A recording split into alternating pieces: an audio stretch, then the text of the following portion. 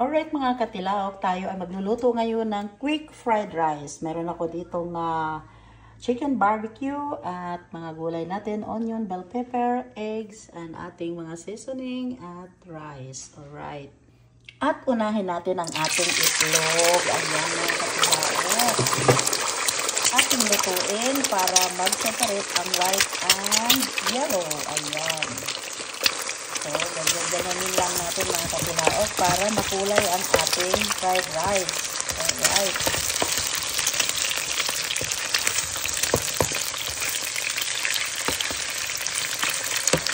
At ito na nga, nag-separate na ang white and yellow. At atin itong i-set aside muna. Ayan, mga katilaok. At ayan na nga, na-set aside na muna natin ang ating itlog, kaya magigisa naman tayo ng onion. Yan. Halo-halo together na yan. Ito nga yung ating onion. Ayan. At ilalagay na natin ang ating chicken barbecue. Madaming lahok mga katilaok.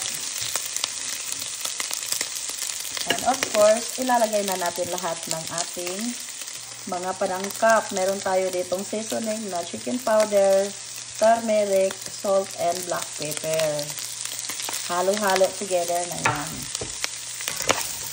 Ating isahin.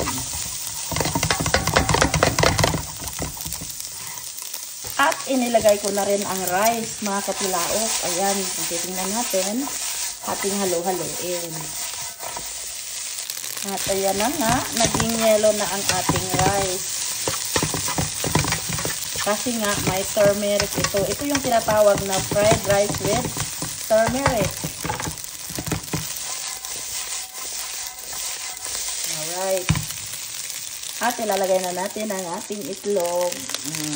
Diba mga katilaok? Sasabay na rin natin ang bell pepper. Ang aming tanghalian ngayon ng ating asawa. Ayan.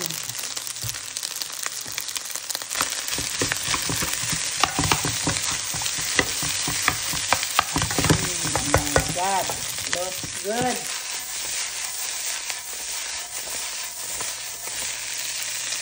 Oh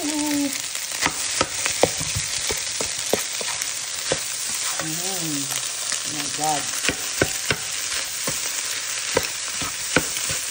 Bangong-bango ang turmeric natin.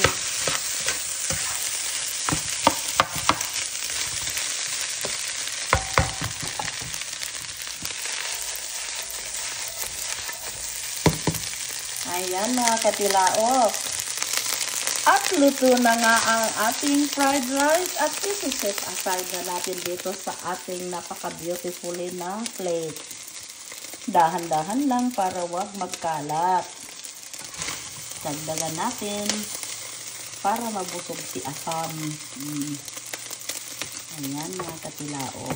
Set aside natin maigi. At ayan na nga.